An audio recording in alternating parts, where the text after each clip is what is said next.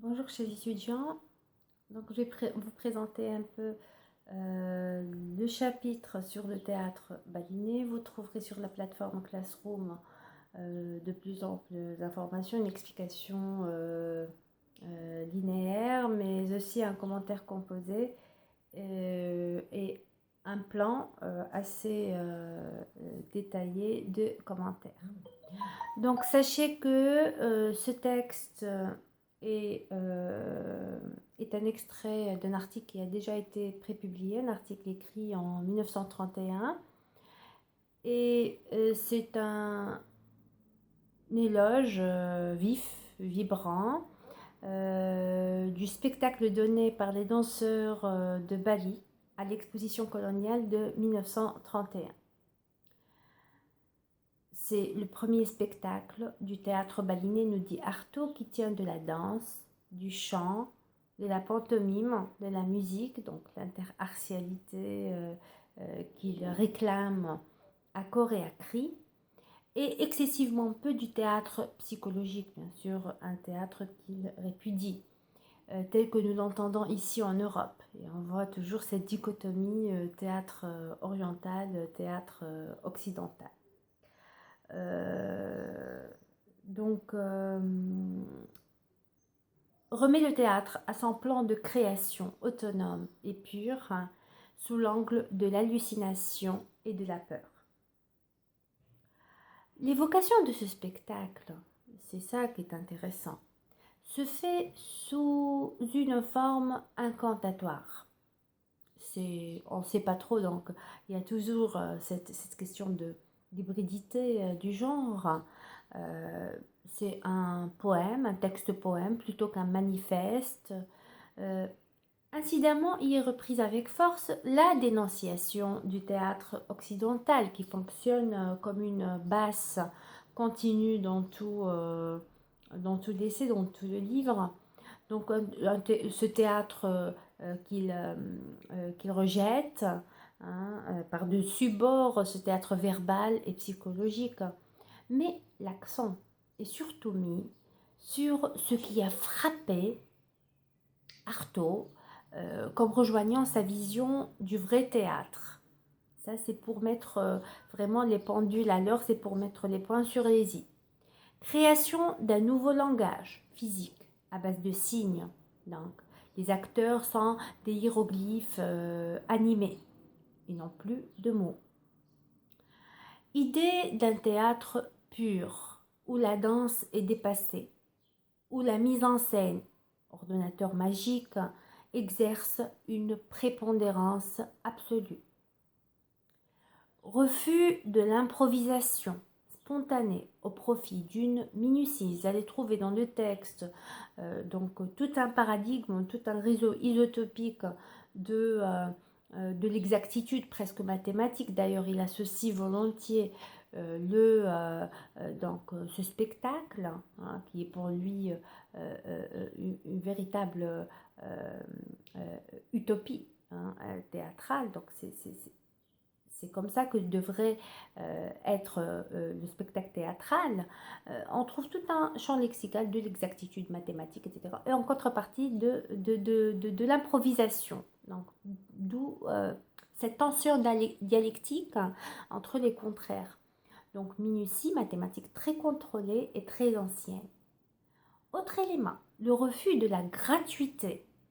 Spectacle efficace comme un exorcisme générateur de peur, d'angoisse, donc qui fait germer, qui fait surgir les obsessions.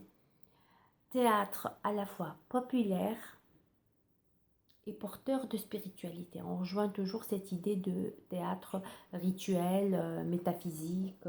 D'ailleurs, s'il manifeste cette fascination, cet émerveillement à l'égard du spectacle baliné, c'est parce qu'il renoue avec les signes sublimes, avec les rites sacrés, avec tout ce qu'il revendique avec force dans son manifeste théâtral. Donc une véritable alchimie mentale, transformant un état d'esprit en un geste sec et dépouillé, concrétisation de l'abstrait. Pour lui, toutes ces formes, toutes ces forces cristallisent la matière, et on trouve dans l'extrait, ça bien sûr, je vous demande de bien lire l'explication linéaire,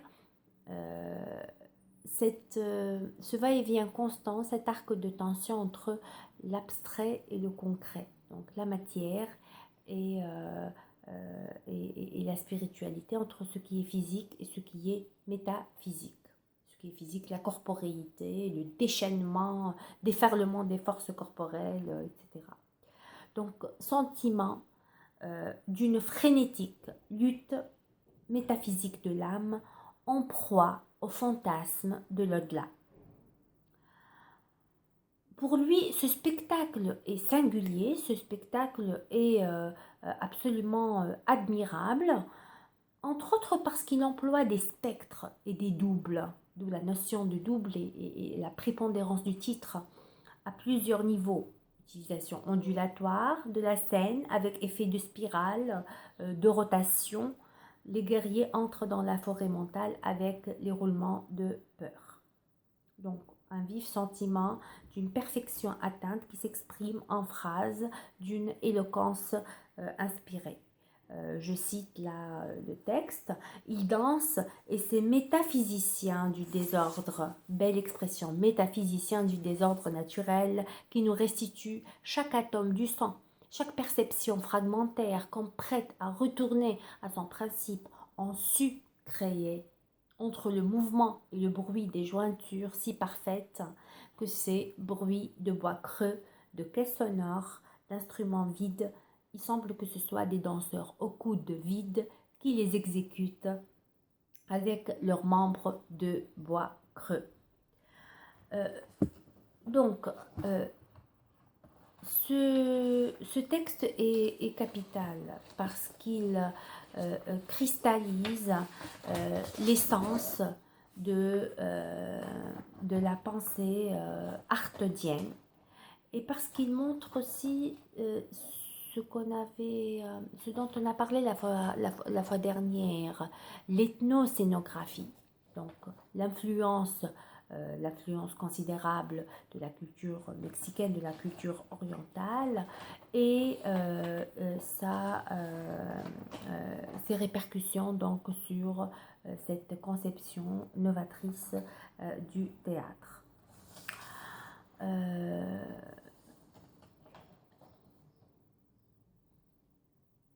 Ce spectacle baliné permet de dépoussiérer une conception séculaire, antique et authentique du théâtre, une perception, je dis, ethno-scénologique du spectacle.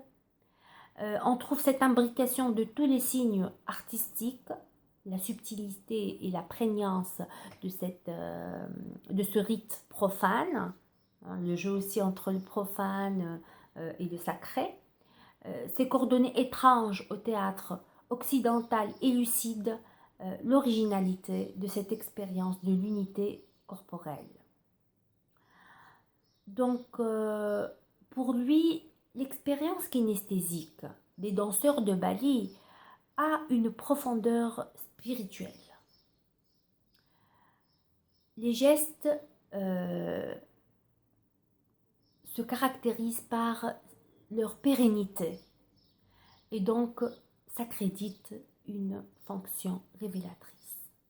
La scène devient alors le vivier même de la création, avec toute cette communication non verbale, ces signes codifiés. Le spectacle Bali permet de renouer avec la parole d'avant les mots, et c'est ce que revendique réellement Antonin Artaud, qui a toujours tourné le dos au théâtre verbal, réducteur et minimalisant. Donc je vous invite à bien relire le texte. Je vais vous poster aujourd'hui ou demain le commentaire composé et le plan, mais j'attends quand même vos propositions de plan, s'il vous plaît. bonne fin de journée et à très bientôt.